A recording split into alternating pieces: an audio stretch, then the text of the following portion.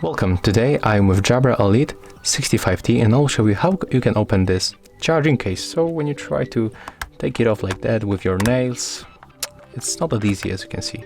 We can make it, but that's not that easy. So there's the easiest method. You have to put your 3 fingers here, this one on the back of the charging case, and then just press on it. And then rise. And bang.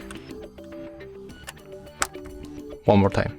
Put this finger here, 3 fingers on the front, press and rise. So it's definitely easier than trying to remove this cover with your fingernail and using this plastic part. So one more time, 1, 2, 3, push, rise and close. So as you can see, that's basically very simple. If you find this video helpful, remember to leave a like, comment and subscribe.